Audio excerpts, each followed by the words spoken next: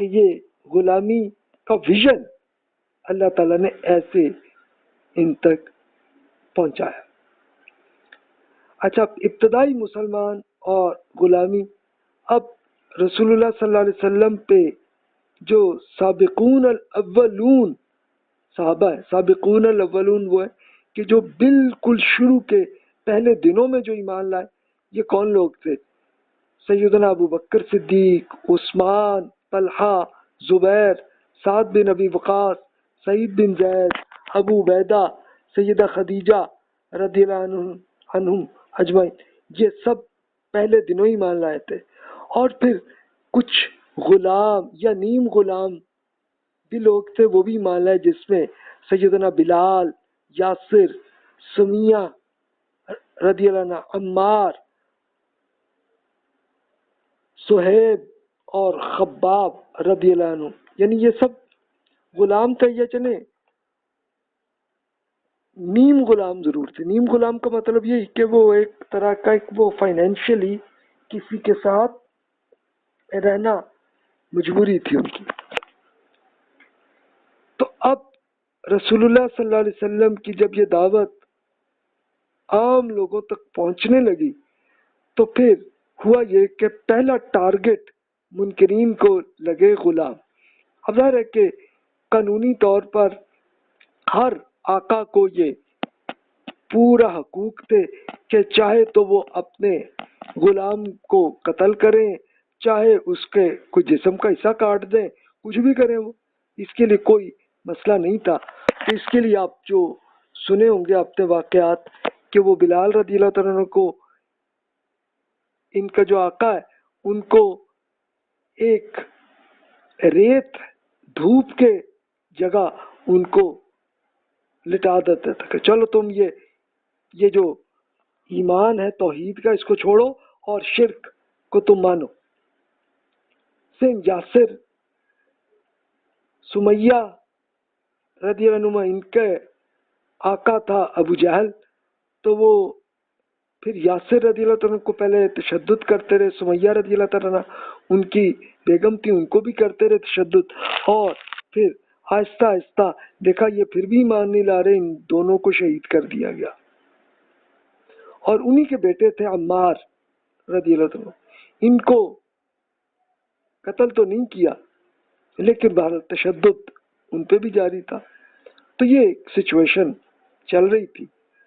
تو اللہ تعالیٰ کا یہ چونکہ حکم آیا، تو اب جو آزاد لوگ تھے، اس کے لیے جس کے پاس جتنی جو فائنینشیل سچویشن جس کی بھی زیادہ ہو، جیسے سب سے زیادہ ابو بکر صدیق رضی اللہ عنہ سب سے زیادہ بڑی اماؤنٹ تھی، سیدہ خدیجہ رضی اللہ عنہ پہ اچھی اماؤنٹ تھی، رسول اللہ صلی اللہ علیہ وسلم نے جو اتنا عرصہ بزنس کرتے رہے آپ کے پاس تھے، تو آپ نے یہی کیا کہ جتنے غلام مل سکے، جو بھی ایمان لاتے تو ان کو فوراً خریدتے اور ان کو آزاد کرتے۔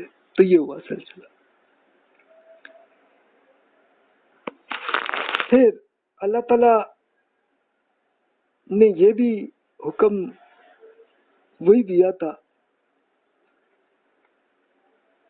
أَلَمْ نَجْعَلْ لَهُ عَيْنَيْنِ وَلِسَانًا وَشَفَتَيْنِ وَهَدَيْنَاهُ النَّجْدَيْنِ فَلَاقْتَحَمَ الْعَقَبَةَ وَمَا أَدْرَاكَ مَا الْعَقَبَةُ فَكُّ رَقَبَةٍ أَوْ إِطْعَامٌ فِي يَوْمٍ ذِي مسغبہ یتیمن ذا مقربہ او مسکینن ذا متربہ، کیا ہم نے اس انسان کے لیے دو آنکھیں، زبان، دو ہونٹ نہیں بنائے اور دونوں نمایاں راستے نہیں دکھا دیے، مگر اس نے دشوار گزار گھاٹی سے گزرنے کی کوشش کیوں نہیں کی؟ اور تمہیں کیا معلوم کہ یہ دشوار گزار گھاٹی ہے کیا؟ کسی گردن کو غلامی سے آزاد کرنا، یا فاقے میں مبتلا کسی قریبی یتیم یا مسکین کو کھانا کھلانا، یہ ہے وہ دشوار گھاٹی جس سے آپ کو گزرنا ہے، یہ کرنا ہے۔ اور یہ اللہ تعالیٰ نے بائی ڈیفالٹ ہر انسان کو ایتھکس سکھائے ہوئے تھے، ہر انسان کو بچپن سے ہی یہ آ جاتا ہے کہ غلامی بری چیز ہے، تو اس کو تم نے بچنا ہے۔ تو اس سے آپ خود دیکھ سکتے ہیں۔ تو یہ سچویشن تھی۔ اب یہاں پہ میں ایک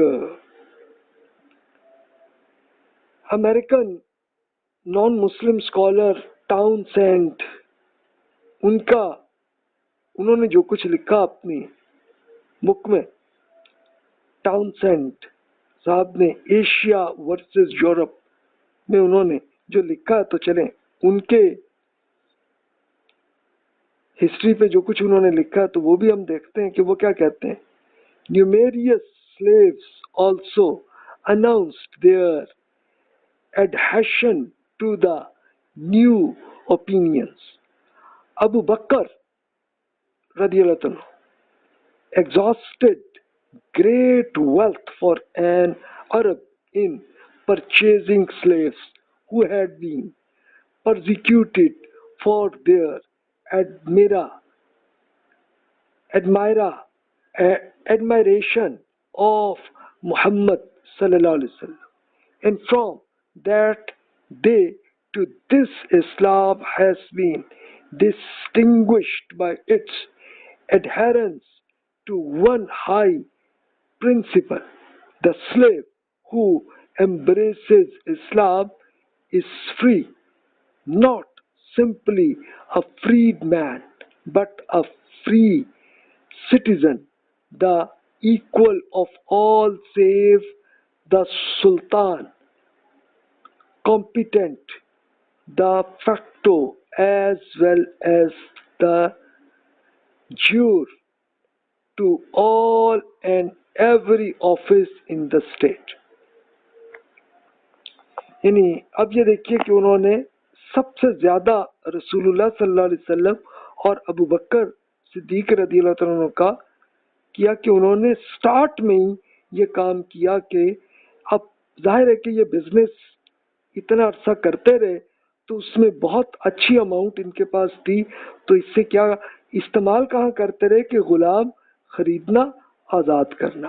اور یہ زیادہ ظاہر ہے کہ جو پہلے ایمان لائے تو ان کے لیے وہ زیادہ پہلے انہی کو خرید کر آزاد کرتے تھے، کیونکہ پرزیکیوشن کا مسئلہ جاری تھا۔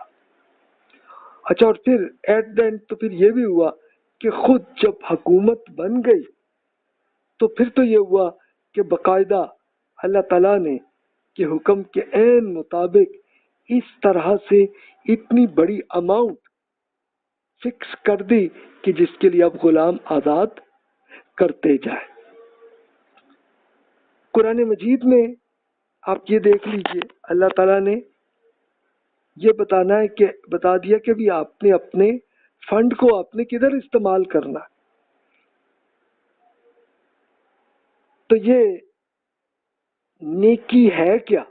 اللہ تعالیٰ نے قرآن مجید میں ارشاد فرمایا، لیس البر ان تولوا وجوہکم قبل المشرق والمغرب ولکن البر من آمن باللہ والیوم الآخر والملائکۃ والکتاب والنبیین وآتى المال على حبه ذوي القربى واليتامى والمساکین وابن السبیل والسائلین وفي الرقاب۔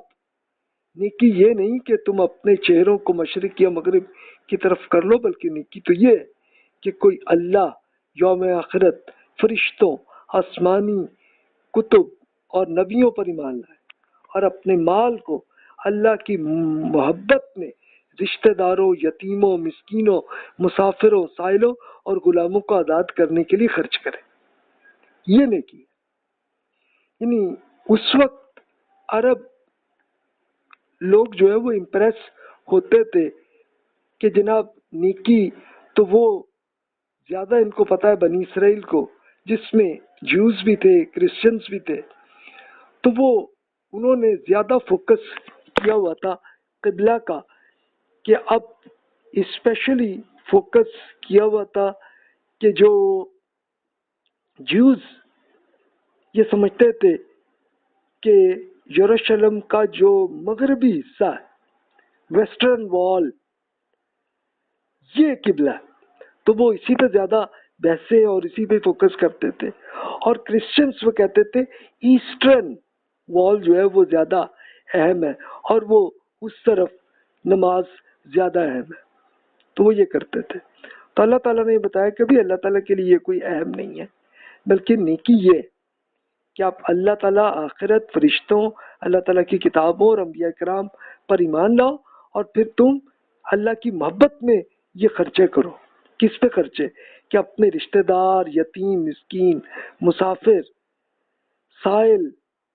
سائل کون؟ یہ وہ کوئی فقیر نہیں، بلکہ کہ جو آدمی جس کا آپ کو پتہ چل جائے کہ وہ مشکلات میں ہے، وہ، اور کوئی غلام، ان کو آزاد کرنے پہ آپ کریں. یہ نیکی ہے، یہ کریں. رسول اللہ صلی اللہ علیہ وسلم غلام آزاد کرنے کے لیے فضیلت بیان کرتے ہوئے ارشاد فرمایا. ابو ہریرہ رضی اللہ عنہ کہتے ہیں کہ رسول اللہ صلی اللہ علیہ وسلم نے فرمایا کہ جو شخص بھی کسی مسلمان غلام کو آزاد کرتا ہے، اللہ تعالیٰ اس غلام کی ہر عضو کے بدلے آزاد کرنے والے کے ہر عضو کو جہنم سے آزاد کرے گا. تو سعید کہتے ہیں کہ اس کے بعد وہ علی بن حسین، یعنی یہ حسین رضی اللہ عنہ کے بیٹے علی، جن کو نام سے وہ مشہور ہے زین العابدین رحمۃ اللہ علیہ، ان کے پاس گئے، کہا کہ یہ حدیث ہے. تو انہوں نے یہ حدیث جیسے سنی، انہوں نے، ان کے پاس تھے غلام ایک، انہوں نے اسی وقت آزاد کر دیے. اور اس غلام کی قیمت اتنی بڑی تھی کہ 10,000 درم یا 1,000 دینار لگا چکے تھے. تو اب یہ درم کتنے تھے؟ یہ درم چاندی کے سکے ہوتے تھے، تو 10,000 سکے کتنے ہوں گے؟ اب آپ کیلکولیٹ کر لیں، اندازہ کر لیں کتنے کچھ ہوگی. اور دینار ہوتے تھے سونے کے سکے، تو 1,000. اب چلے سکہ اگر 1 گرام کا بھی ہو تو 1,000 گرام 1 کلو سونا کی قیمت بنی ہوئی تھی. تو زین العابدین رحمۃ اللہ علیہ کو جیسے یہ حدیث، جیسے ان کے کوئی دوست یا ساتھی جو تھے سعید صاحب، انہوں نے سنائی، تو انہوں نے فوراً اسی وقت اس غلام کو آزاد کیا.